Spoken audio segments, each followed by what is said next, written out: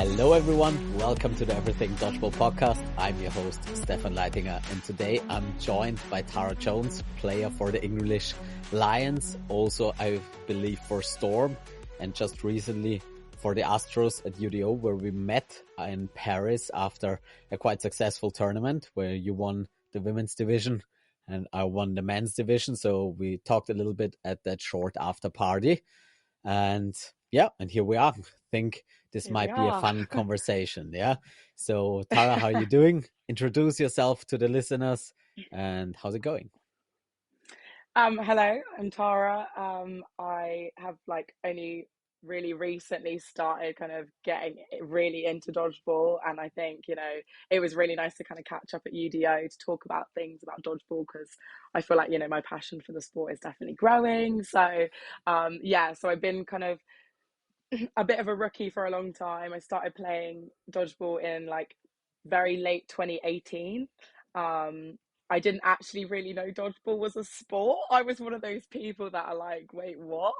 But I actually played netball as my first sport before playing dodgeball. And then kind of as I picked it up at uni, I kind of got my foot in the door with England, which was really exciting.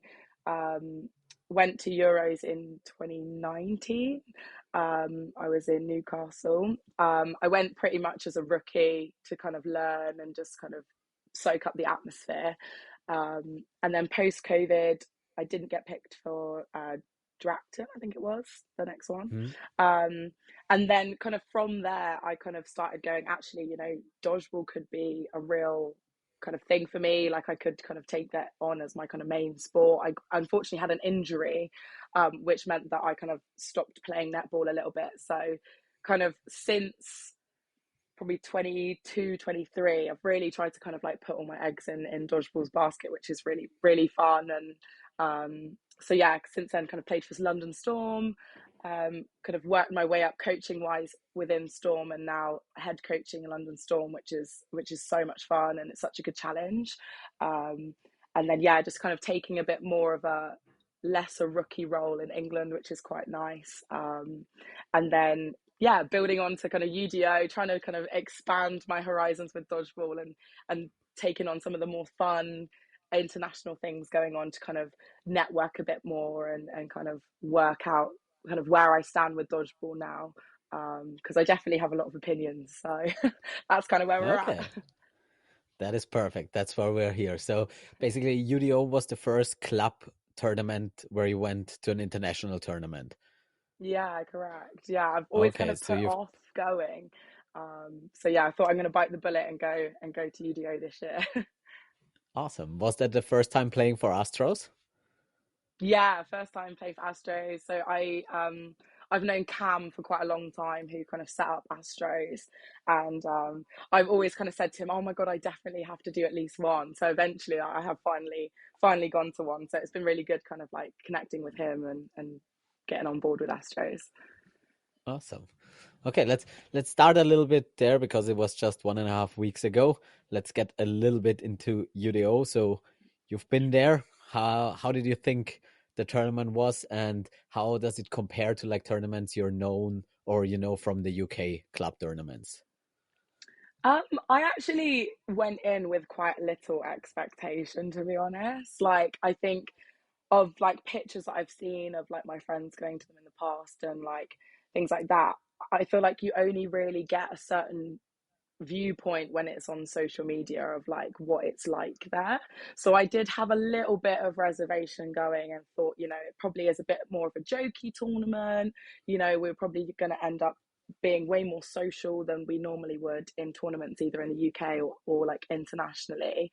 But then like when we arrived and we had like the opening ceremony and we started playing the first few fixtures, it had a really nice feel to it, where it was, it is a social tournament, it is a clubs tournament, but people are here to compete. And that was something that I really kind of enjoyed, that kind of change in my mindset of kind of coming in and being like, actually, this is going to be a great tournament for me to play against, other clubs that I would never come across if I didn't go. So it was kind of like, it was good. I had a really kind of great time, and it was really competitive, which is always so much fun. So Yeah, for sure. I felt the same way. So I didn't know what to expect either. And for me, it was definitely more of a social thing.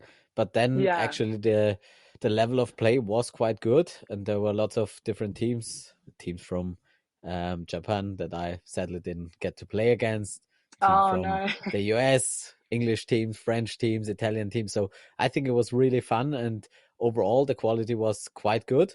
And Yeah. it was also competitive. Also, it's like, I don't know if you only played the women's as well. I only played men's, so no mixed.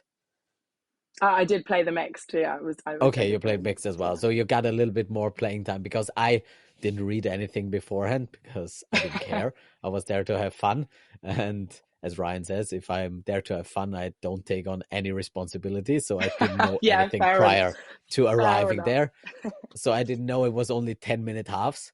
And since we were 10 players, the playing load was really, really low, which Yeah. was really fine. So I really enjoyed that because that was the first tournament where I really felt well after playing 3 days. So it Yeah. was maybe a little bit too few dodgeball for my tasting, but also it was really just nice to have that time with other players, with other nations to connect and have the more emphasis on the social part, I think. So, which Yeah, for makes it even sure. sadder that the after party was that short, but which Yeah. is, in my opinion, like the only thing I would really have to critique them on. Otherwise, they were amazing. I felt so welcome over there. It was really fun. The competition, the dodgeball was good, and so. But the after party was just way too short for a dodgeball tournament.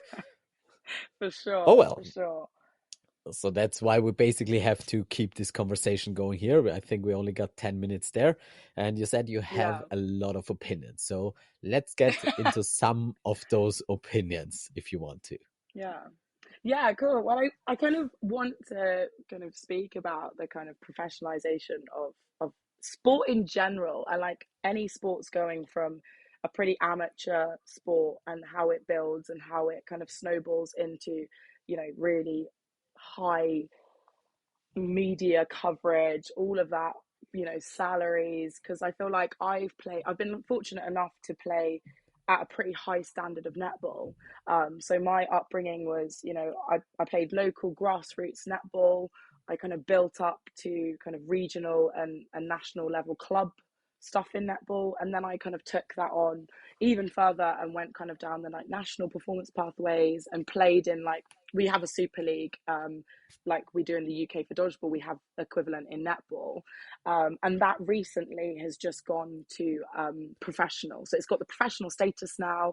All the players that play in the Super League will be on a salary, which is so amazing for our sport. Sky Sports have just announced that they're going to be covering all of the sports, and it's like, you know, netball 10 years ago was in probably the same position that dodgeball is in now, and it's how do we kind of really hit the ground running to kind of push that conversation of like, how do we get our sport that is, such a great sport, such a great spectator sport, very competitive, it's very inclusive. How do we push that and make that kind of that journey that I've seen netball go on, but how do we shorten it? I think is the main kind of thing that I'm really kind of fascinated in, and would love to have more discussions about kind of moving on from this. I think hopefully this kickstarts some conversations, but um, that's kind of the main thing. So I'd be interested to know, like, obviously you've been playing dodgeball quite a long time, so like how it's changed in your timeline, and like the rate at which it's changed. Is that something that you see going further from now, kind of tailing off to the latter stages of your career? Yeah. Yeah, for sure. So I think for us in Austria, when I started, no one knew what dodgeball is. So we have like a sort of dodgeball variant that is called Völkerball in Austria, where we play with one ball and it's played in school. And it's kind of having a bad season as of now. So we didn't play dodgeball. And then we just, some of our still players or in the national organization found dodgeball basically through the movie. So they, because of the movie, they decided to. They had like a little group thing where they played different sports or fun games every week. It was just a group of sports scientists, and they just tried different games every week. And then they found dodgeball and were like, that is really fun. Everyone Yeah. likes throwing balls at people. And Yeah. so after playing it a few times, they decided to make a little tournament in Austria at the sports university in Vienna, and basically make it movie themed. So it was a lot of dressing up, different costumes, lots of side events, lots of just the social aspect, and the fun and the partying was the main factor for all of it. So it was Yeah. basically just a university game tournament, and dodgeball was the game we played, and it was just really fun. I don't even know with how many balls we started. I think it was 3, maybe it was 6. It was a weird amount of balls. It was Yeah. very different balls. Every tournament had different balls, because the first ones were too small and too hard, the second ones were too big and too heavy, and everything. Every time someone got injured, and so they switched it up. And Yeah. then in 2013, so that started in 2012 basically, and there were 2 or 3 tournaments. And then in 2013, the EDF, or basically back then it was, I don't think it was the EDF, but reached out and said, there is a European Championship if we want to play there. And we were like, Right. okay. So that's basically when I jumped into the sport, because we played a tournament in Vienna and called it basically the unofficial Austrian Championships, and whichever team would win it would go to the European Championships. Okay, that's cool. Yeah, that's cool. And for some reason, we won that. And in the beginning, it was like, oh, there is European Championships, and it's going to be covered by Eurosports, and I think it was flights and everything is going to be paid, was the first information we got. And we're like, okay, Right. this is absolutely crazy. We have never heard of dodgeball. We just went Yeah. here to drink and throw some balls. And then from week to week, as it is in dodgeball, and as until now we've kind of gotten used to, the news changed. And it was like, it's not going to be paid. You have to pay for yourself, but the accommodation's going to be paid for. And we're like, fine, we don't care. We're going to have a fun time there. And then I don't even know. It's really been a while. It was 2013 in Chester. That was. And so then we got to Chester, and it was like a university campus, and I think we didn't have to pay anything for the stay there, which was fun at least. And then we got to the sports center, and it was just a really old venue, and they Yeah. started fixing like the spectator seats from wood, and it was like all was so old, and we were like, okay, that looks kind of a little bit different than we thought it would look. And then it was like, okay, Eurosport is not covering it, but there is some sort of stream that will cover it. And we're like, okay. And basically we had no expectations. Then what we heard from it was like, oh, this might be really big. And then we found out, okay, it's not that big. And It's then not, yeah. basically it's really not that big. And then we were just there partying, having a lot of fun, taking it not serious at all. And then there was a few nations, especially England, who took it really serious. So everyone Yeah. else was kind of in our vibing stage, who was like playing a little bit of ball, drinking a lot, partying all night, and losing a player every night to partying. And then there was England and also Scotland back then, who took it really serious and had the aura as if it was a real sport. And we were like, okay, this is really cute, but this is not a really sport. But Yeah. then after playing a few days and seeing them compete, seeing England and Scotland compete back then, we were like, okay, this actually could be a real sport. Because at that level, it was a really professional seeming sport. It looked really good. It looked really clean. And so we were kind of impressed by the level of dodgeball, also by the level of how serious English or the UK people took the whole thing. Like Yeah. I remember not Tom Hickson and what's his name? Blinking on his name. Basically the founder of UK dodgeball. Oh Uh, God, don't test my okay, I'm history. blanking. Okay, yeah. That's bad.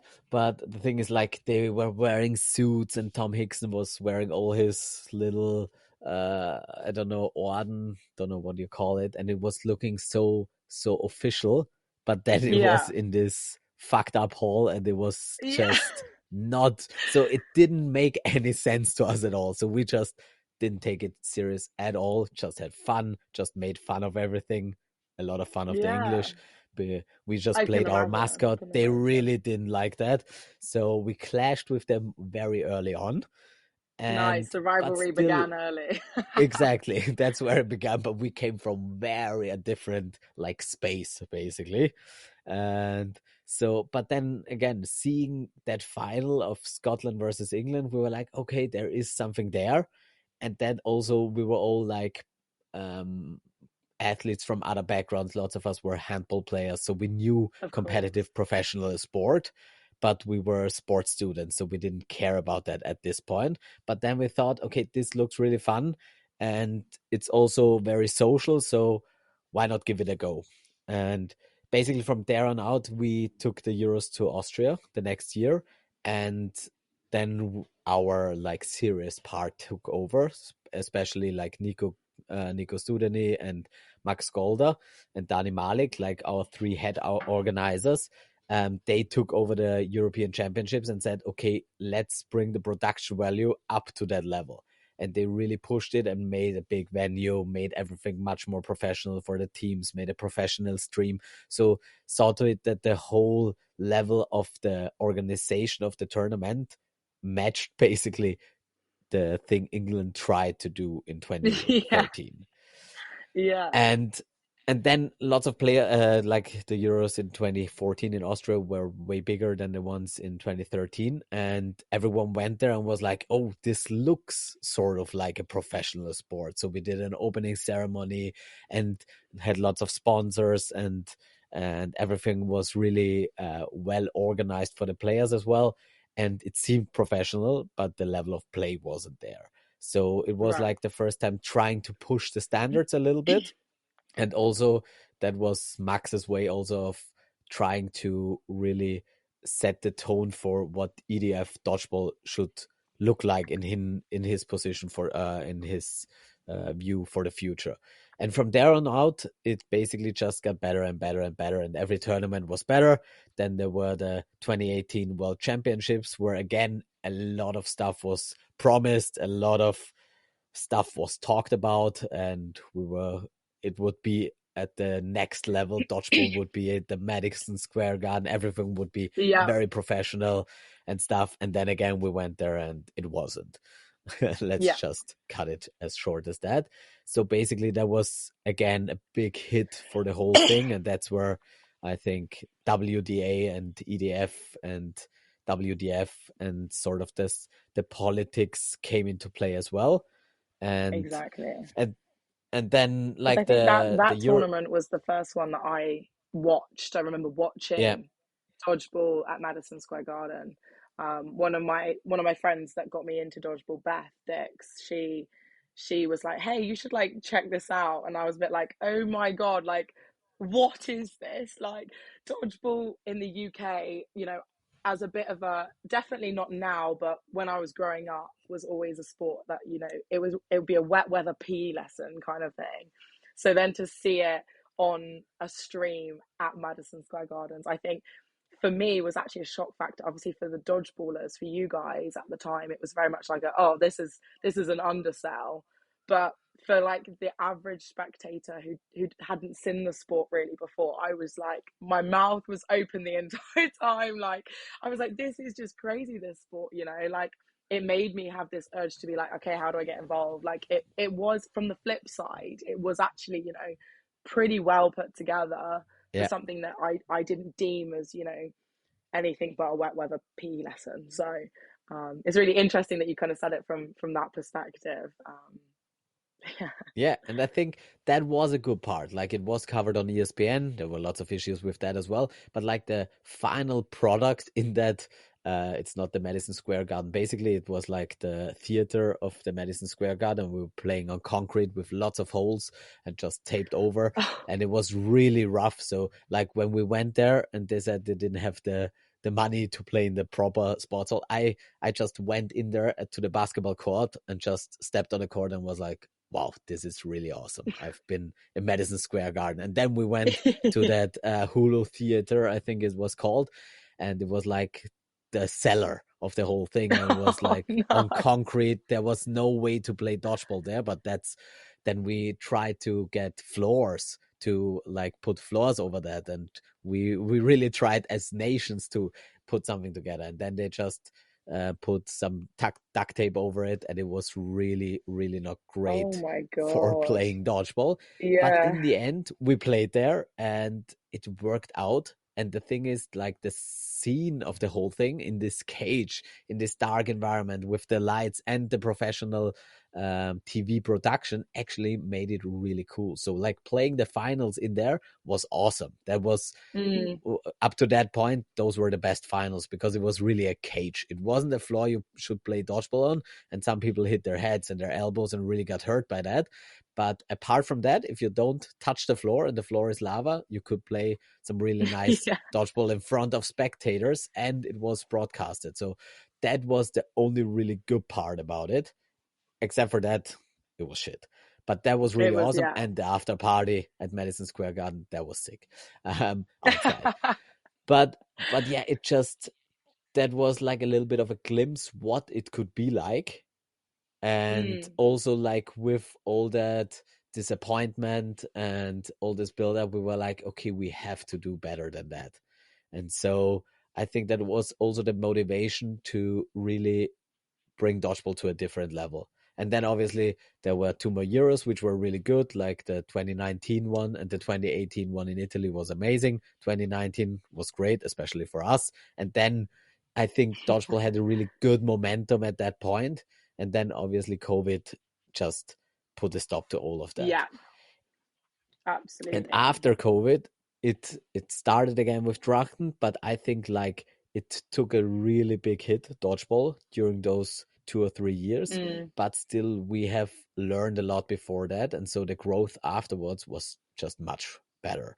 And so I think from 2022 to the World Championships in 2024, I think the progression of the sport in terms of growing worldwide, in terms of professionality at the tournaments, in terms of playing level. Like, if the World Championships, the level of play was just so much better than it was 5 years ago. So I think everything took a really big step in the right direction. It was just very Yeah. hard for lots of national organizations to survive COVID and really rebound from that particular thing. But I think at this point, I'd say most of them really made it through. And I think now it looks really, for the first time, very promising, I'd say. Yeah, absolutely. I totally agree. I think kind of that rebounding from COVID and having that understanding of like where, I think there definitely is a more uniform opinion on where dodgeball should be going.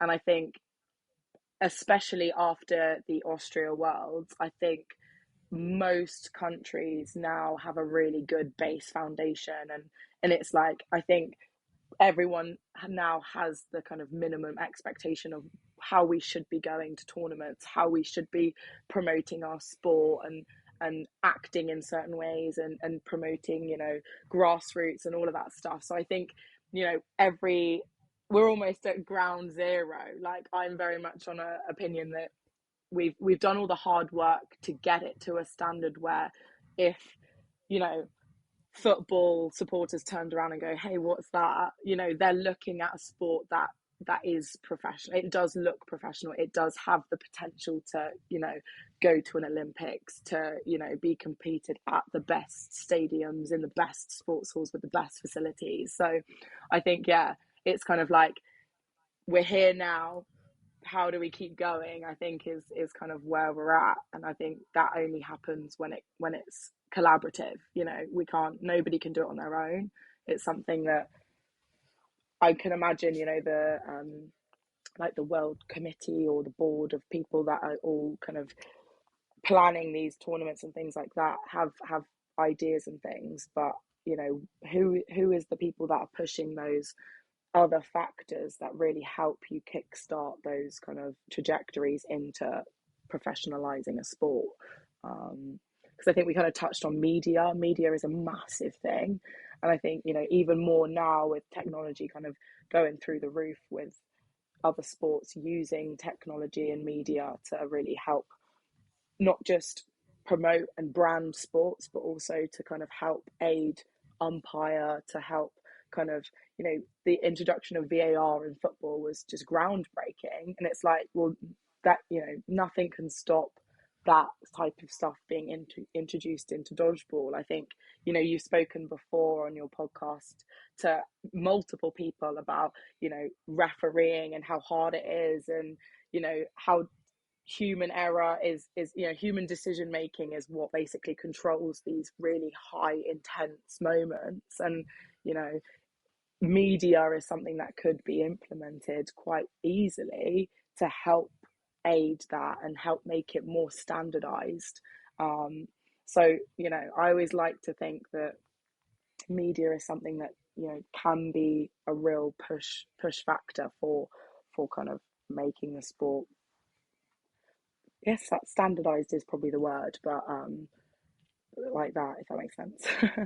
Yeah, but do you mean media from a point of view like broadcasting, or like more PR, or what exactly do you mean with media and how it I think like standardized? media as a blanket word, kind of within that you're looking at kind of technology and like broadcasting, all of the stuff that we're starting to really use upon now, but also kind of with promotions and like how do we get more people to engage in dodgeball and to invest in dodgeball so that we are able to afford Madison Square Garden, and we are able to have referees, because it becomes a paid role and things like that, who are way more specialized in making those decisions, rather than it be teams doing a rotation in the group stages. That's my pet peeve when I go to tournaments.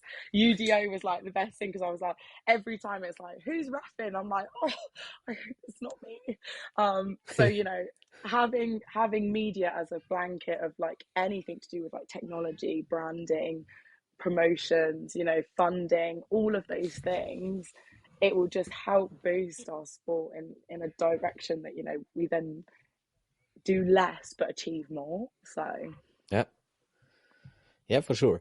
So I think the way it is at the moment, there are lots of like individuals doing stuff in mm, like in a big spectrum, whether it's like Alex, who does Dodgeball Central and does a yeah, great job with lots of he's photos, brilliant. videos, and absolutely like the video production of everything, like the streaming, whether it's our league, which is done by Max, the video production at the World Championships, then what you see in the US, where all the players really do a lot of self video production, highlight Yeah, reels, and stuff like that, push that out, which I talked to Hashimoto about, and I think is really important. Like, I think it's really important at this point. We have a lot of different talent in this whole community in Player Pool, and not a lot of money apparently. So we yeah. haven't found a really, really rich person that just wants to fund dodgeball and take it to the next Yeah, level. So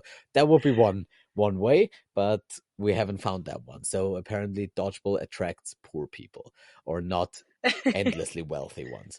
So yeah. for some reason, rich people don't want to get hit in the head. Don't get it, but that's What? how it is apparently. Yeah, That's just my opinion. But then we have so many people with different channels, different surroundings, different potential, where we really need to use all of them to get those little um, like developments in certain areas, which in the end contributes to a bigger picture. And then we have mm, at the top, basically at the WDF, which is basically just Dwayne and Max, who both are trying and giving all their time, all their free time, yeah, to try make this thing professional. And they have a little bit of help, but basically in the end, it's the two of them really pulling the mother load and trying to do the official steps to put like the foundations for the organization to be more professional. And we see yeah, that at every tournament now. Like WDF at this World Championship, it was way better than it was in 2022, but it's still not close to where it is It at needs to be. EDF. Yeah, So there is a lot to do at every level, and basically there is no one person who can handle that, and there is not the money to pay anyone at this point to do it. So no, basically where we no, are at is everyone has to take over some responsibility and try to do their best to help in whichever way they can. And so I've absolutely. been talking to Max about this for ages now, and he does amazingly a lot of work. I have no idea how he does it, and I can't do that because I have children and a Mm, life and stuff. But so I try to do it maybe with the podcast, try to do a little bit of social media, try to like put my influence on other people and try to yeah, motivate them to do more stuff.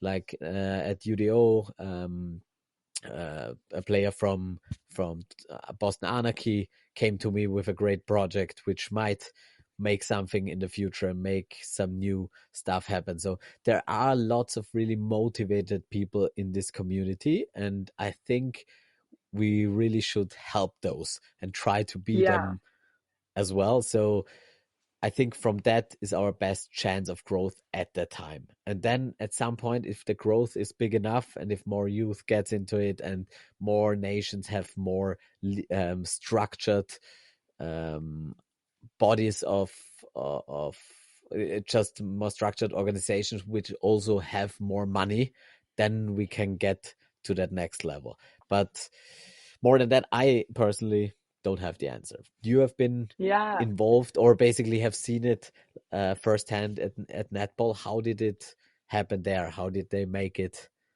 to get to that next level? I think, to be honest, with netball, I mean, again, my opinion is so my opinion. I think this is definitely something just of what I'm viewing and my interpretation and my experience of being, a junior player going all the way through the kind of pyramid of netball. I think it is that, netball's so broad at grassroots level. And I think that's something that I've always noticed that dodgeball has lacked in. I'm a teacher. I work in a girls' school in London, and I asked my head of PE, oh, British Dodgeball have put on a schools tournament. I would love to take the girls. Like, it would be so much fun. We could take the girls that maybe aren't as, you know, physically attaining, not necessarily our super lacrosse players or our super netball players, but, those low attaining girls that don't get a look in because they're not quite an 18 player at a very good sports school. So I'll take all of those girls that, don't really get that opportunity. We went and we came fourth, like as a girls' school, taking girls that are, just pretty good at sport but nothing special, competing with juniors more so north of the in the country that have played dodgeball before. It really like opened up my mind to actually, if even just the average Joe kid gets exposed to dodgeball, it is crazy the amount of like engagement and talent we would get through kind of grassroots clubs, then into our Super League, and then Super League filters into our international program. And I think with that, you then get, okay, you're getting way more exposure because more kids are playing it, therefore more parents are watching. You also get way more funding, more demand for junior clubs. You're getting more kids paying membership to be part of clubs, which then can aid other things within clubs, which then aid, it all filters on. And I think one of those biggest things is really pushing grassroots sport. I definitely think it's something that England have really tried to engage with. And trying, recently they've done the announcements for the youth Euros, I think it is. I can't remember Mm-hmm. what age group it was, but that's a massive step forward.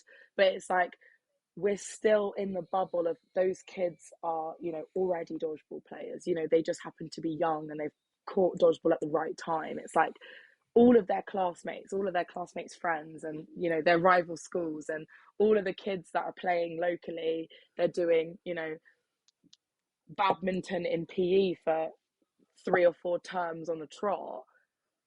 Going into schools and saying, hey, we'll do 4 weeks worth of dodgeball in PE to get these kids kind of interested in it would make such a difference. Grassroots always feeds upwards. So I think the higher we want to go, the broader we have to be. So that would be one of my solutions anyway. Yeah, absolutely. And that's also the way we try to go in Austria, because in the past it started at university. So basically, like my era of dodgeball players who are now getting over that 30 hump and starting to slowly get really old. Basically, we started all 10 years ago or a little bit more at Old university. but So gold. exactly. So for now, we're still gold, and old we're gonna be for a longer while. But that's a real important issue, because then we just got our friends to play and their friends, and so there was a big age group which is now quite old, and then it was hard to get to that next step and find players who just are a little bit younger and a little bit younger. And then after COVID, we really started to build up from elementary schools and really had a few programs where we went to schools and brought down, like started playing dodgeball with 10-year-olds basically. And now 4 years later, we have 16-year-olds who have been playing dodgeball for 4 or 5 years. And that is sick. That Yeah, is that's something just completely brilliant. different. And so it So just good. takes a lot. It just takes a time. It takes 4 to 5 years to really transfer those sessions in a school to something you can use in a club, you can use in a league, and then you can use hopefully in a national squad. So that just takes a Mm, lot of work. And the thing is, it takes a lot of time and passion from players, because there is, at least in Austria, not really money at this point for those, yeah, like, for this kind of stuff. But there are always ways, and especially for teachers, for us it's also like teachers basically who just started programs in their schools, and that's where it starts, and then it grows from there. And then as the broader the base is, the better it's going to be, and this the more sustainable the whole thing is, because for a long time yeah, it's been on really really shaky feet in Austria, yeah. and I think in a lot of A countries. lot and of countries, I'm sure. and so I think that is definitely the most important thing, and that's why like the youth European Championships are such an important thing, because if they see other nations playing, they enjoyed it. Our players loved their experience at the Youth Euros in Italy last year, and this year, 2 years ago, or last year, and this year it's going to be in Spain, and it's going to be bigger, Yeah, and they gotta really enjoy that, make some great experiences there, and hopefully more people who see that other people go to European Championships get a taste for the sport as well, and maybe find into that. So I think that's a really yeah, important channel to build that base. And I also think the base and the youth is the most important thing for this sport to grow and also be there for a long time. absolutely. I think, it's such a diverse sport. You look at all players, even internationally or even kind of club level, like, there's no particular type of person that is a dodgeballer. Like, it's quite nice and refreshing to know that dodgeball is such a sport where you don't have to be the best thrower, because if you can dodge and catch, you're just as effective. You don't have to be the fastest person, because somebody else will run the middle ball. And it's Uh, like, it's nice, because that's how I like to always promote it to, especially working in a an all girls school. you know you don't you don't have to be the tallest in the room, you don't have to be the strongest in the room, you don't have to be anything other than actually just, you have to pay attention, work hard. I think it's very much, you find your own niche within dodgeball, which is such a selling point to kids. I get so many complaints, like especially with netball, and I think netball has done such a good job of kind of getting over this stigma of, you have to be massive to play, you have to be really tall to play. And it's like, getting over a stigma like that, I think really did help netball. The kind of pull from grassroots was huge, kind of just before COVID, and I think dodgeball kind of don't have those hurdles, which is so helpful. But then it's like nobody's then pushing it, going, actually look at this sport. Like, it's kind of refreshing to have that. Especially, I mean, I came into when I first started playing Super League, I was in the Bedford Eagles team with like Charlotte and Beth, and I have this picture of like all the girls we'd like won Super League, and I didn't really deserve to be in the picture because I was brand new. I didn't even really know the rules, to be honest. And all the girls were like teeny tiny and super strong, and then I'm just like stood on the edge, and I'm like absolutely ginormous because I'm like, unconventionally quite a big athlete. So, I did prefer basketball, netball, like quite kind of aerial sports. So, kind of recognizing that actually I can be really tall and aggressive as a dodgeball player, and I'm just as effective as those teeny tiny nippy players that never get hit. And I think it was such a kind of turning point for me to kind of laugh at it now, looking at like my London Storm team of we're all very tall, athletic women. Some of them are teeny tiny, and some of us are massive, and it's just so nice to kind of have that diversity within a sport.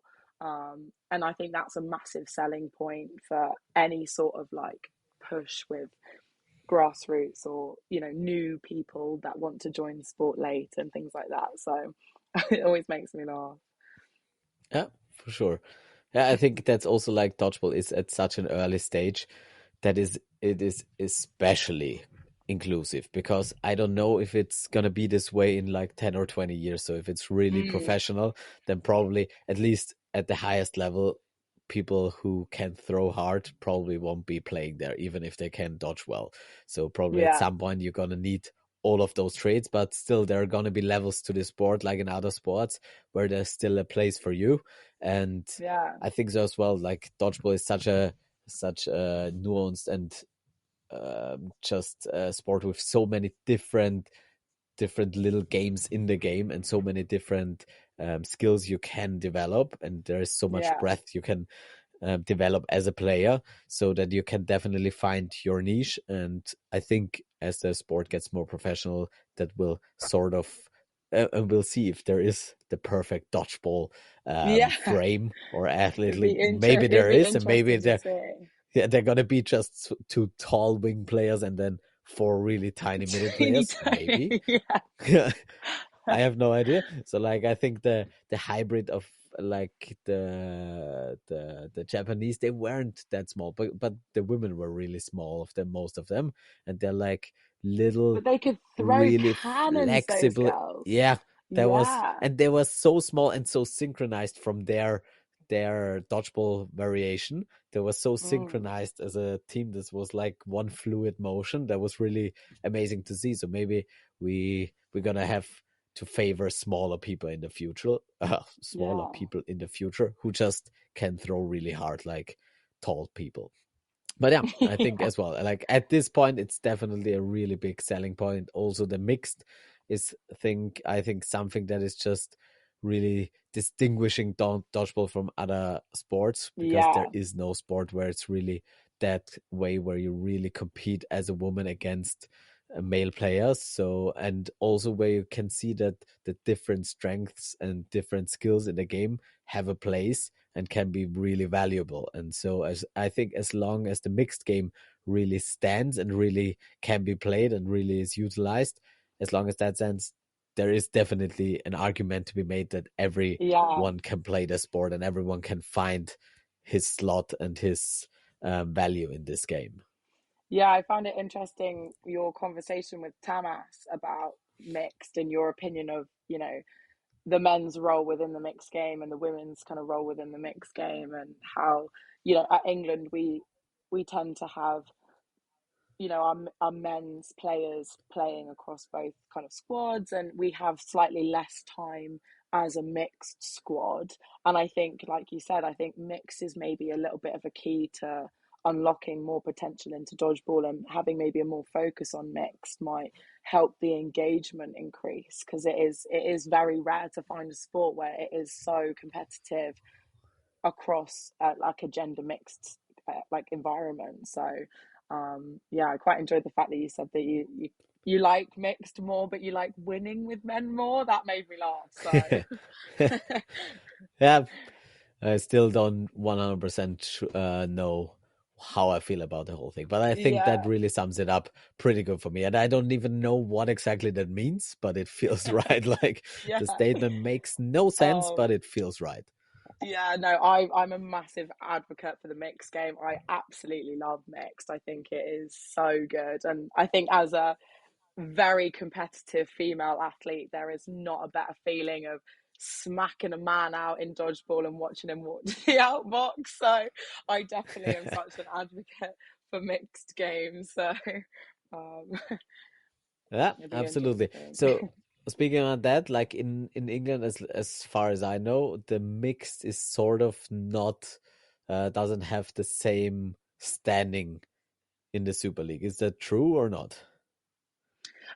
So in the yeah, in our clubs league, we obviously we do Super League men and women on the same day. We have like a league meet where everyone plays on the same day.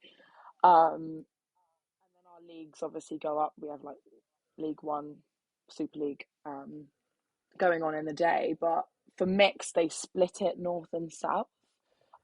I don't think it's lesser as a like importance at like league kind of Super League, but it definitely has a different feel. I think, you know, splitting the splitting the kind of country in half and having half and half is helpful because it makes it more accessible. I think, you know, traveling to a central venue is really difficult. So doing that for both women's and mixed, you know, people would find that really, really hard. But I think it does. I mean, especially for Storm, I feel like we're a really strong mixed club. We have very strong individual players that do play well as a mixed team, but we find that, you know, the South Super League maybe isn't as competitive if we were playing against a mixture of South and North. And I think it would. It's not like I don't know. It's hard to explain. I wouldn't say I think of it less, but I definitely worry about mixed less as it's kind of split north and south. And then we have Mm. like a finals day, so you have to finish top two in mixed south or mixed north to get to finals day, which is, you know, equally it's fine. But I think I definitely would prefer a kind of Super League setup of Mm. playing games throughout the day against all the teams across the country. um, but yeah, Okay. like how do you guys do it in Austria? We have basically the same setup for men's, women's, and mixed. So we always have one game day where it's men's and women's, and one game day where it's mixed. And Right. so And you play basically, all the teams in Austria. exactly. So for us, we have sort of a playoff system where we play a league system, and in the end, we have a playoff. Like the first 4 to 8 teams go to the final day, and then they play a final four there with quarters, semis, and finals. So basically, you Okay. just play the whole season for the ranking, and then at the end, you have a playoff for the Oh whole right, championship. Yeah, okay. So which you almost leave it to the last minute to basically, kind yeah, of okay, yeah, that's interesting. definitely. I didn't know that about That's the how Czechia Austrians. got Austrian champion once. Really? God, that's so Yeah, interesting. Yeah, no, Super League is all like whatever the table is, you know, it's yeah, constantly moving. And then last league meet of the year, you'd still play your whatever games you had left, and then the team with the most amount of points or the biggest set difference, if there were teams that are drawing, would win. Um, so people usually try and like work the table out, and you know they work out, oh, if this team beat this team and that beat that team, and you know, it all gets very tense kind of almost this time of year because people start to try, you know, we're probably at the halfway mark now. yeah. So it's nice to kind of like have it all quite competitive still, and like who's sitting at the top and how teams in the mid table start to kind of pick off places. And so, yeah, you got to Yeah. do more work, I think, earlier on with our setup. Exactly. And like your league is just bigger and more competitive than ours. Like we have fewer teams which are at the top level. So like in the mixed, we do it that for this season, for example, like the top 2 teams, which are Nasties and Wolfpack at the moment, we split our teams, our mixed teams in 2 teams. so Right. that like the round robin before is more equally and everyone has more like level playing field and there are more closer games, and in the end for the finals we'll probably put the teams together and then the best team will win in the end. But yeah, I think if you have a league that is as competitive as Super League, then a league system makes much more sense. But in Austria, it's Mm. just those six teams that compete against each other, and so it makes more sense to have a really competitive season where it's just not that important that everyone crushes the other team, so that you Yeah, have more playing time at an equal level, and that's better for everyone. And then in the end, basically you have a tournament style which prepares us very well for international tournaments as well.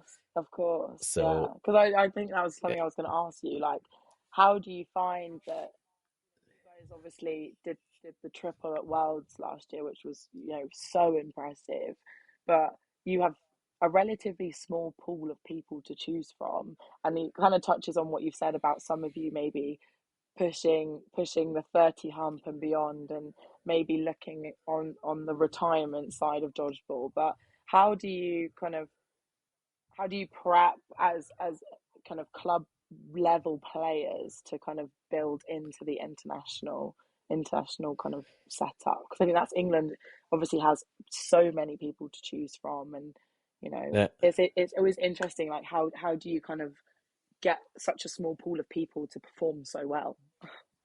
Yeah, basically, the good thing about our pool of people is that it's very close together. So we have a small pool, but the level of the pool is quite high. And so at league we try. So every club has their own training session. We train like 1 to 3 times a week. Basically, that's how of the clubs train. And then going closer to the international tournaments, like for worlds we started quite early, like for euros we're gonna start right around now. Basically we had our tryout trainings, our first sessions, but basically when the league comes to an end we fuse those best, I'd say 30 players from each sex together and make basically an preview a squad basically, and Okay. those train then quite regularly. And since we are so close together, we can really train quite often. So we train once or twice a week before those As tournaments as Austria. as Austria. Yeah. Okay, okay, that's Yeah. interesting. That's interesting. And so I think that's where the difference lies. So I think we have the much smaller player pool, but as a team, we're much more in sync than other nations. And Yeah, I think it's yeah. very, very close to how Northern Ireland is playing as well. And so, like, that was a big discussion point I had with Nate from the US team because they're basically the complete opposite, where they have Of a course. big player pool from all over a continent basically, and then they pulled themselves together for 2 or 3 meets before they went to worlds. So they basically didn't train at all before together, so they Right. all did video and film sessions and stuff, but they never really played together. And so they learned to play together during that tournament. And for us, our big strength is like the tactical side and the team play, and not so much the relying on those individual skills. And we still Yeah, have your six cohesion or is, eight or 10 players who are at the level at this point where they are at the top three level basically of international play, because they have been playing it for 10 years straight. And that, yeah, like, that golden generation basically has been together for that long and hasn't really, there haven't been a lot of really fundamental changes, and now we start to see really much more changes. So for Limerick, there are going to be way more changes than ever before, and it's going to be mm, quite interesting to see younger players getting in, newer players getting in, older players who are either too old, don't have the time, are injured, maybe having a baby or something. So there's going to be a lot of change in that way, but yeah, I still think we have the opportunity because we can train so much together that so we can mend frequently. those cracks and see where it gets us. Yeah, no, that's, yeah, that's gonna be interesting to know. And I think, yeah, I think contact time is something that's really underrated with any club or international team. I think, again, I think it cycles back round to funding and kind of the structure of the organization and development within that. So it's kind of it's clearly translating for Austria. So hopefully, this year Up I to think oh yeah. England have really stepped it up, and I think we're seeing an even more kind of professional approach to how we prep for tournaments and things. I think I always am a massive kind of advocate for additional things that will always help us. We've had a really push on nutrition and health um, outside of just the training sessions. Charlotte is amazing with the women's squad on, getting in the gym and prepping your bodies to be able to withstand kind of big tournaments and long training sessions. And I think England are in that kind of real.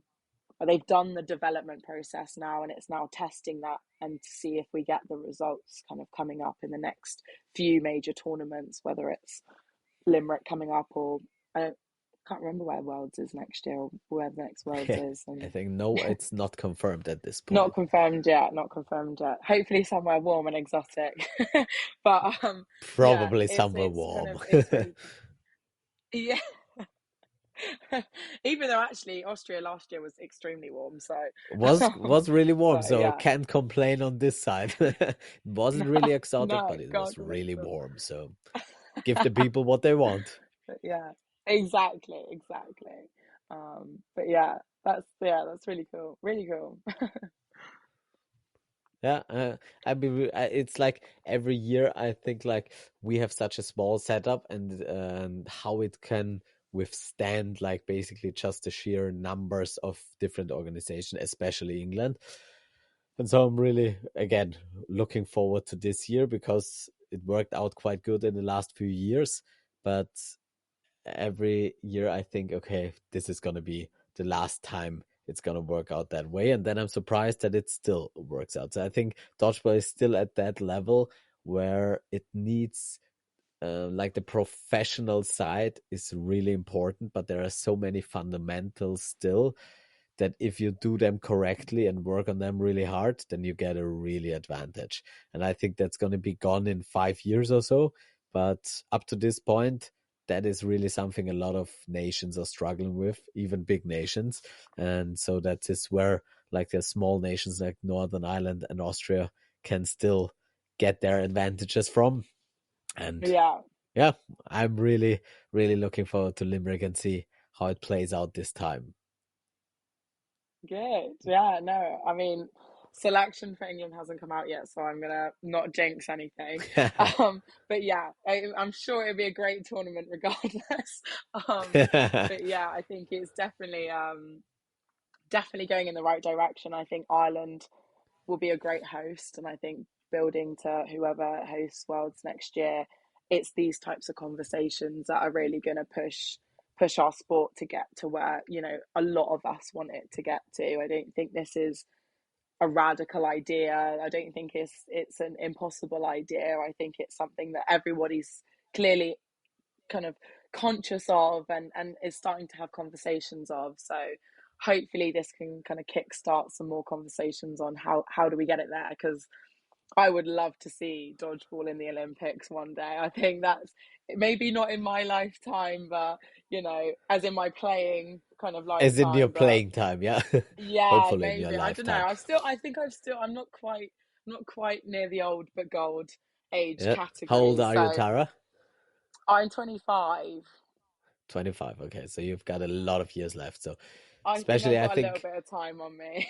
yeah, if you really have an athletic background and also I think probably in the women's game if you are really athletic, you can probably sustain it a little bit longer. But I'll see Yeah, how it is in the male play because I've played against Payan in the final and he was around 40 and I'm not 40 yeah. yet. So, so Yeah, let's you see. still got a few years, Stefan. Yeah. And up to this point, I still can handle those 16 years olds, even though only for one day.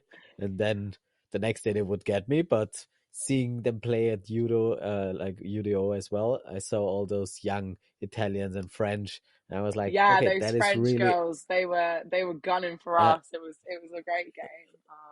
uh, but there is still something left. And so I think the youth has their athleticism and their raw power and stuff, but dodgeball is such a sport about experience and decision making that I think you can probably sustain it for a few more years. And I'll try to push the envelope as long as it's fun and as long as I can still be gold and not just old. So we'll Yeah, see. yeah, exactly. Well, I want you to try and hold out because I would definitely love to hit you out in a mixed game and watch you walk to the outbox. You can always try, but I'm probably gonna try and tombstone it, and then I'll catch it. So be careful of that. I Have you? think there's a bet on the cards here. Fair enough. I'll take it any day. Today I feel very. Nah, I don't feel that confident, to be honest. Been hit out too many times before by Taser. The cracks are starting to show Okay. now, Stefan. Here we go. Yeah, yeah, for sure. But it's just for show. So, did you play in the England mixed squad before? No, I actually haven't been selected yet. So I've played 3 tournaments now. So my first tournament, like, rarely played. Second tournament in Croatia, Yeah. where we won, which was amazing. I Yeah. think I felt like I was a bit of a fringe player, a bit of an impact player. Um, and then Worlds last year was the first year I felt like I trialed and really, like, competed for my spot, and was one of those players that I got kind of picked as a a strong player, and I knew my role within the squad, which was really nice. And I think now I've got that kind of, I feel way more settled in the women's. I think it's allowed me to kind of push the mixed a little bit more. I don't mean settled as in, like, I know I'm getting picked or anything, but it's just more that I feel like my play style has developed massively, and I think I understand my role in the women's squad a lot more, which has helped me kind of settle more, which then allowed me to kind of, yeah, push the mixed. But I've always loved playing mixed. I started playing dodgeball with mixed straight away. My university team didn't have a women's team, so I kind of went straight into the mixed game.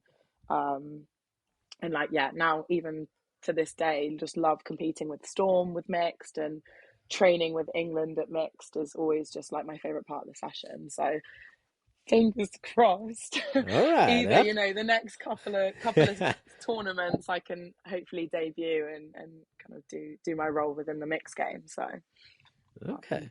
I wish you yeah, luck. Okay, and thanks. then we can have a bet. Then we can have a Yeah, bet. yeah, fine.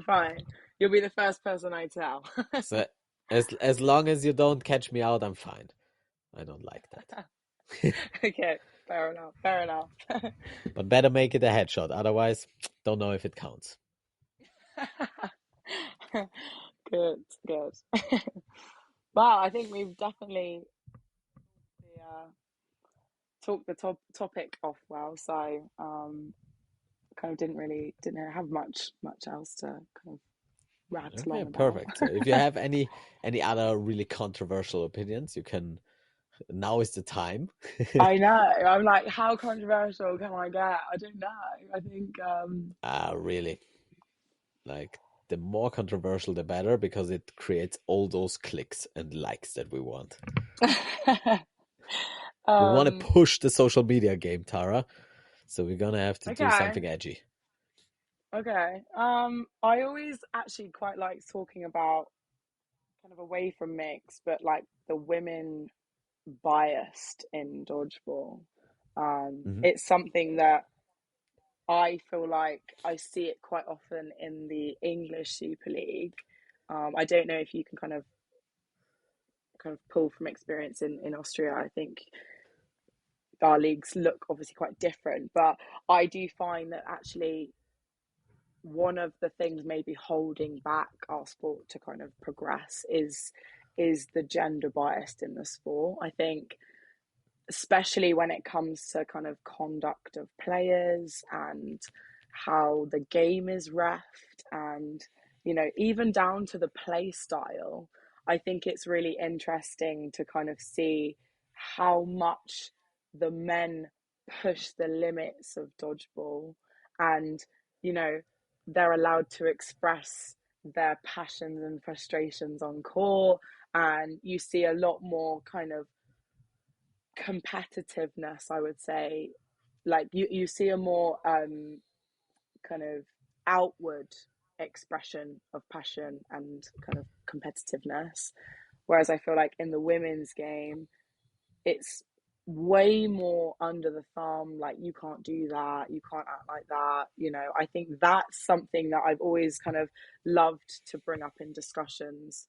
It always kind of comes a little bit controversial, but um yeah, it'd be interesting to know your opinions on if it's like that in the Austria leagues, if you have Mm. kind of, do you have those particular players that are quite aggressive and get kind of penalized for it, or do they get away with it?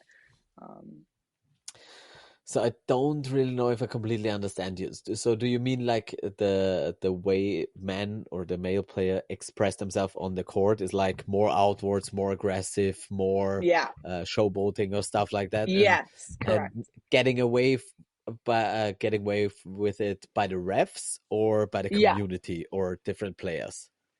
kind of both. Kind of, it's Kind of way both. Okay. more socially accepted for men to be shouting and peacocking, I guess, is a word of using. But yeah, definitely, that's kind of correct what you kind of said then. Okay, and is your feeling like in the women's league in England that it's frowned upon by other players like teammates, other opponents, or is it really refed in a different way? Again, I would probably say both. I wouldn't say maybe frowned upon. I think there definitely is players that express their passion and kind of competitiveness in the game. And I think I'm always an advocate for it. I love when people get really into it and they have this kind of reaction to things. But I do find that women are reacted to more shocked and like, oh my God, like, why are they shouting so much? Or la, la, la, like, why are they cheering so loud when they get, like, it's almost a bit like, oh, when the woman does it, but when a man in the men's game, it's all like, yeah, they're getting all pumped and like everyone's really into it. But in the women's game, it's like, Jesus, like, calm down. I think it's like a completely different opinion to people that are kind of reacting competitively. Okay, yeah. Yeah, I think because I feel like those are more than one topic because I've talked about this before. I don't know, maybe with I think with someone from the US team as well, because like the way the EDF rules are, like taunting, showboating, pointing, and stuff, all that stuff is not allowed. So Yeah, basically, anything you do in sort of a seemingly aggressive way towards your opponent is basically forbidden. So, yeah, which is something that is, which I understand for some reasons, but it's also really bad for some reasons. And I think in an optimal world, I would say everything that is like um, emotions that come during the game should be allowed to be expressed whichever way you want, as long as they are not directed at an opponent in a yeah, way that sort of degrades them or something like that.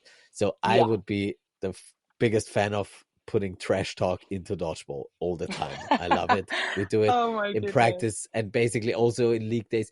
So I'd say it's for us, it's a very big difference from like Austrian league to international tournaments because our league is so small and basically even our biggest opponents are our best friends. So Yeah, there is no real animosity between those teams. And so even if there is like a little spark and a little heated argument in the situation, then when we get off the court, we're still going to drink beer under the shower together. So basically, it's going to be yeah. fine.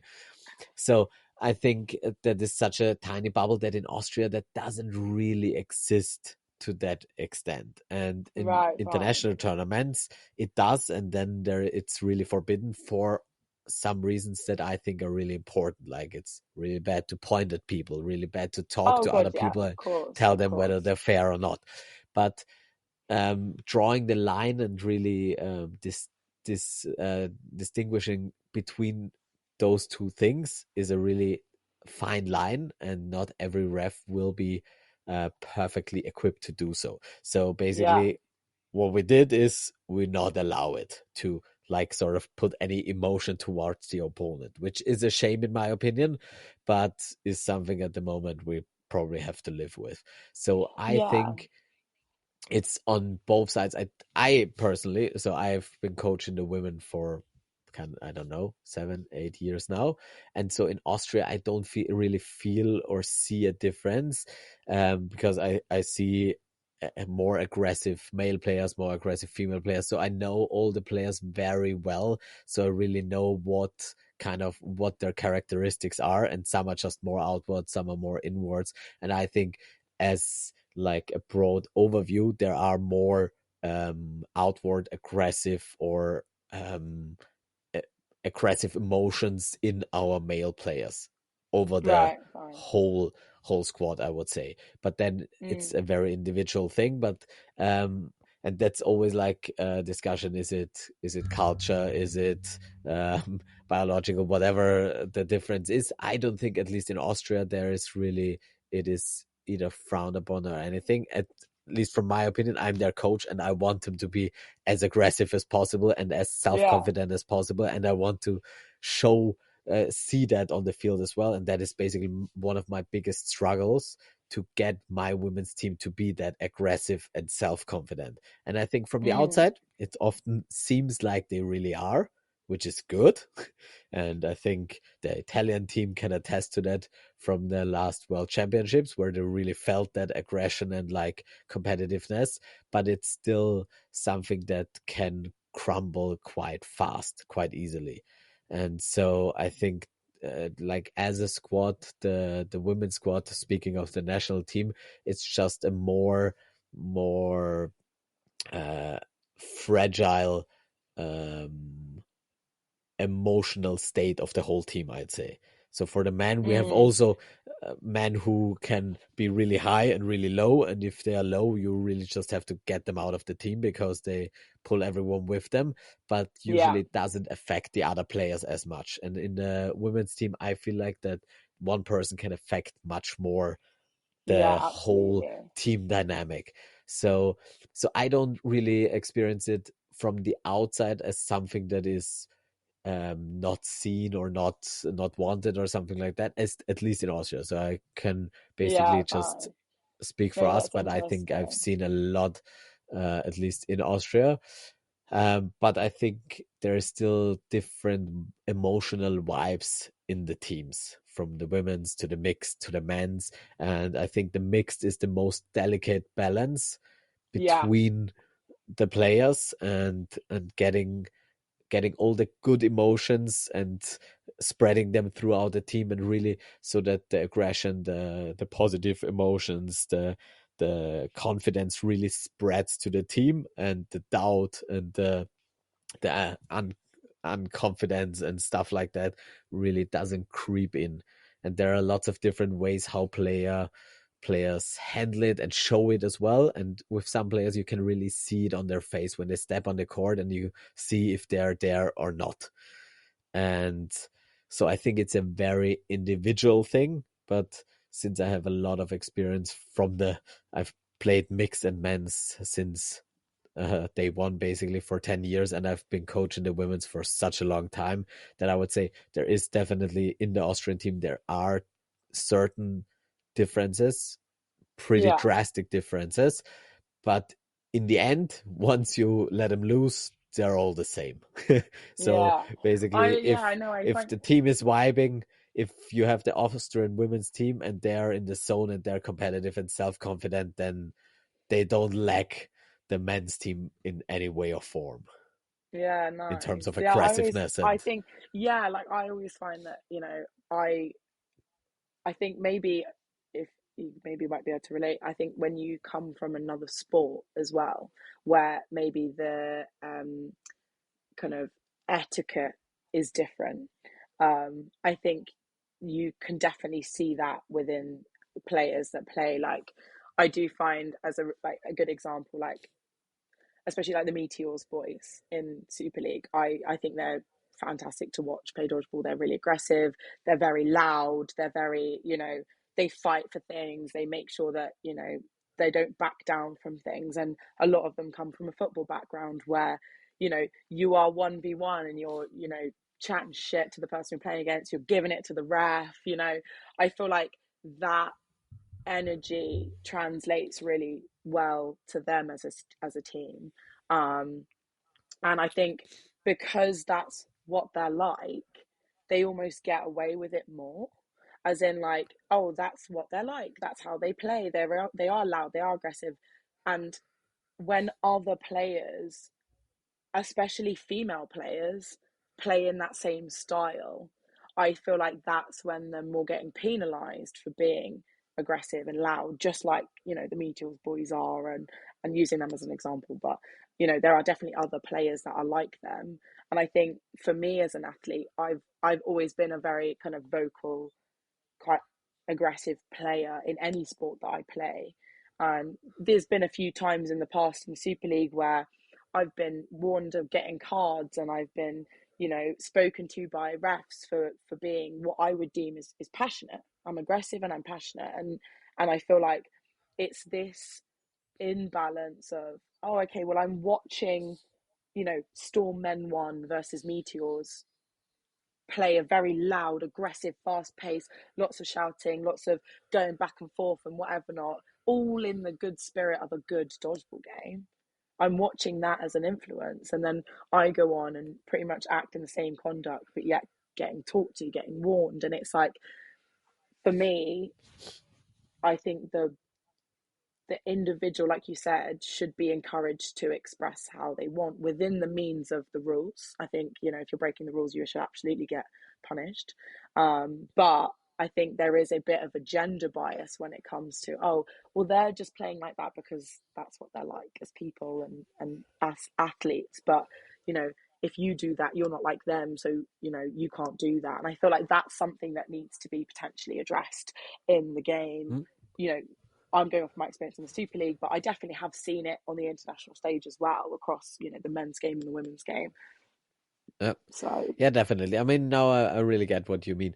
And I think that is, again, not something that really happens in Austria. Too small again. And I think yeah, the cohesiveness throughout the teams is just too much because we play more you're with each together other than all the against each time. other. Play, Yeah, yeah, exactly. So there's just a different vibe. And basically, like, even our head ref Bruno is drinking beer with us in the shower later on as well. So basically, it yeah, turns out everything leads back to the shower and beer. But I think the more competitive the whole thing is, I think it's probably a problem of like standing out more. Like if the whole game mm, and do you have a squad where 6 players are like that and the opponents rise up to that occasion and everyone is loud, then suddenly a different tone is accepted as normal. And I've seen that in the game, yeah, like in the game US against England in Austria at the World Championships, but yes, much more exactly. In Edmonton.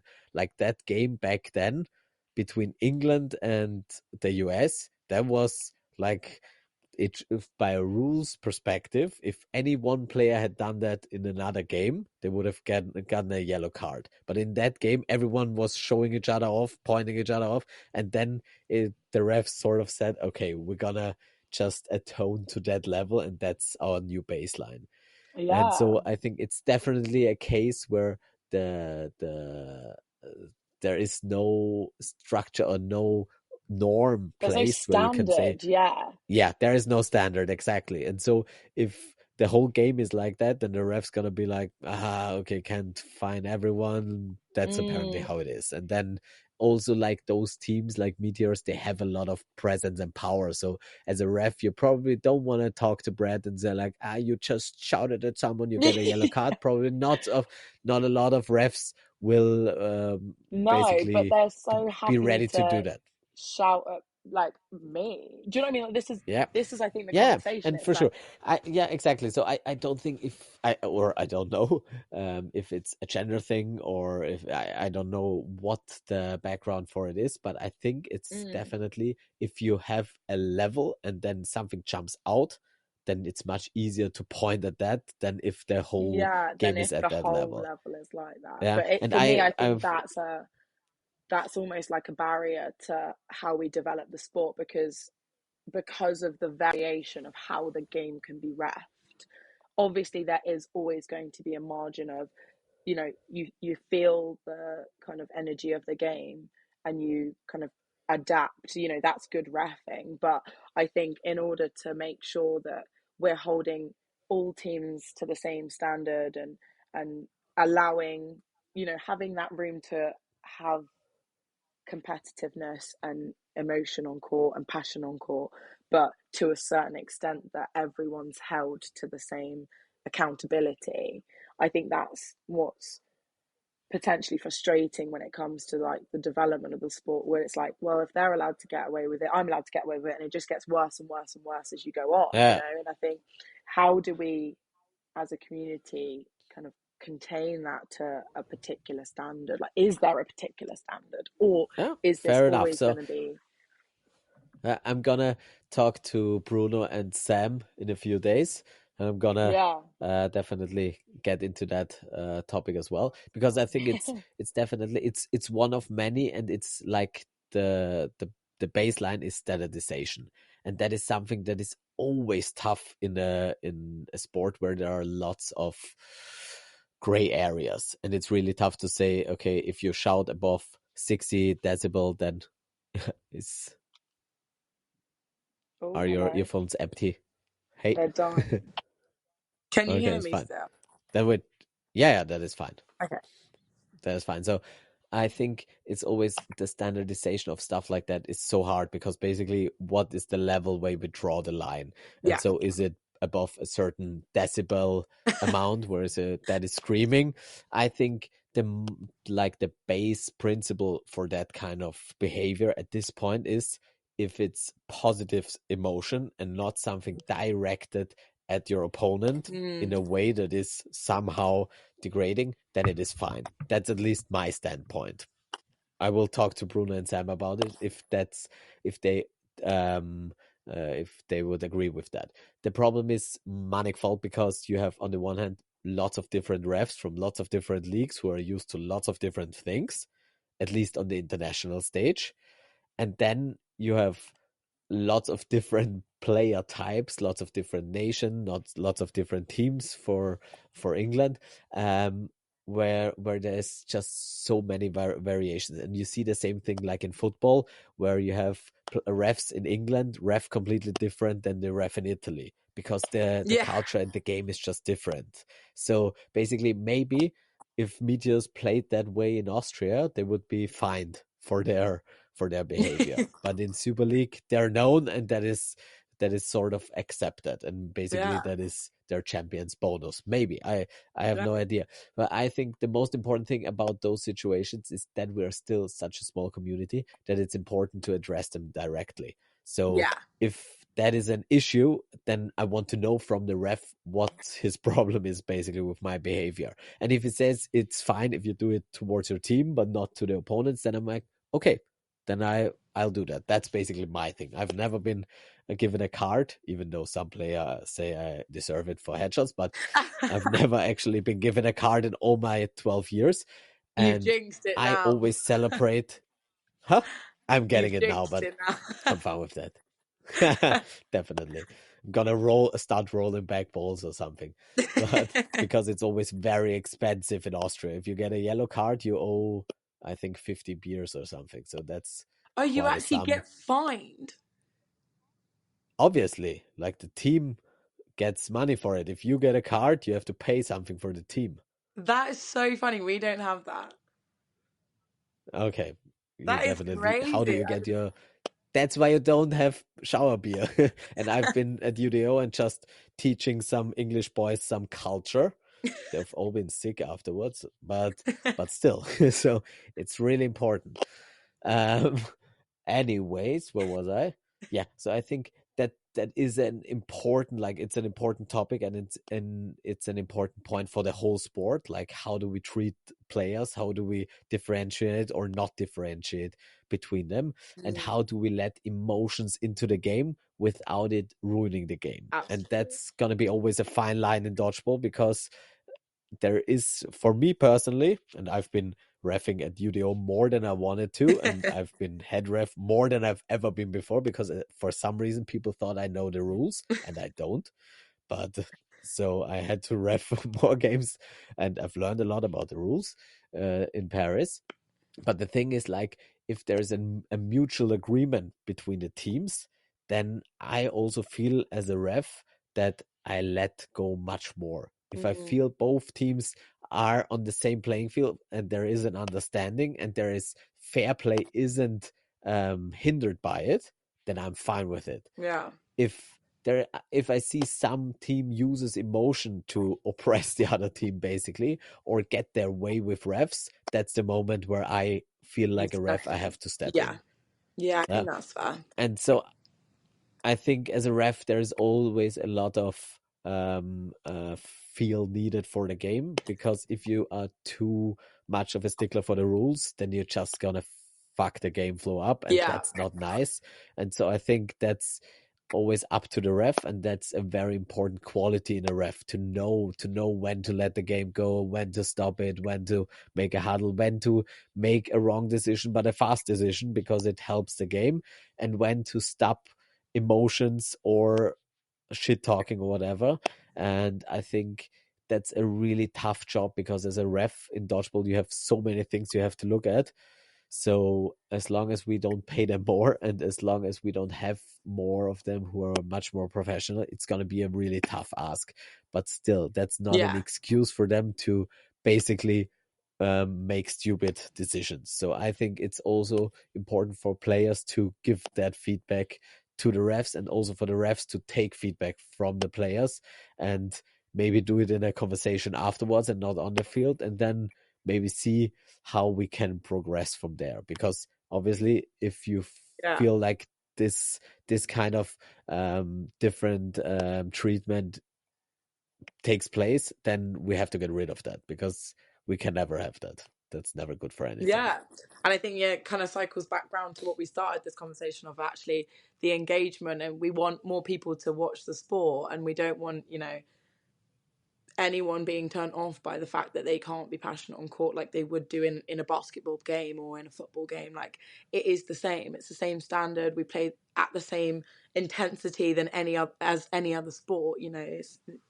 I think it's that's the kind of, the kind of boundary of, like you said, feeling what is right for the game, and also allowing athletes to express how much they're into what is happening.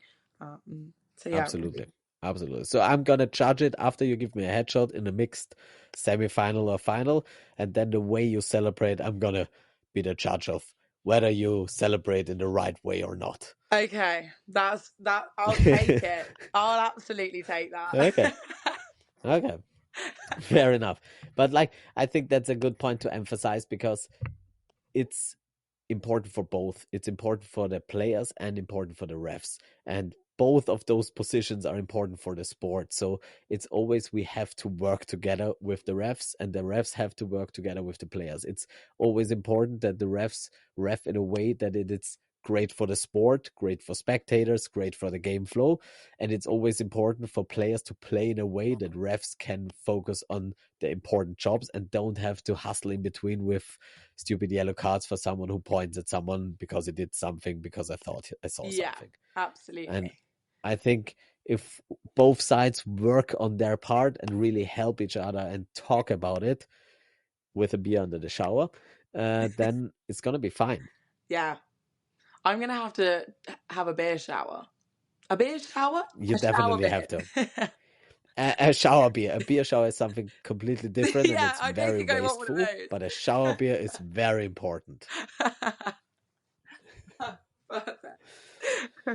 All right, Tara. I think that is a perfect end. The shower beer in the beer shower. Yeah. And so thank you for your time. I think it was quite an interesting conversation. Also, I think there were some topics that we're going to address as well. I'm going to try to address them with refs and other players as well. And I think it's something, again, where the community can take a little step forward in two Yeah. ways, where they can really help with grassroots engagements, really help making the sport bigger in whichever way they can, and try to, at the same time, when we make the sport bigger, we try to keep our core values and develop them even more, that we can have those emotions that we need for the players, that we need for the fans, but also have a sort of structured and positive vibe in the end, where refs still don't have to fear for their life if they deal out a yellow card.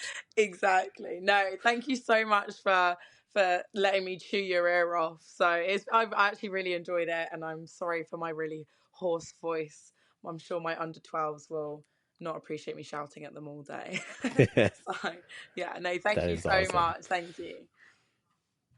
Thanks, Tara. So with that, keep throwing those balls, try not to get caught, and take care, everyone. Ba-da-dum, ba-dum, bam, bam, bam. Okay, I almost forgot my outro there. Really had to dig deep for that one.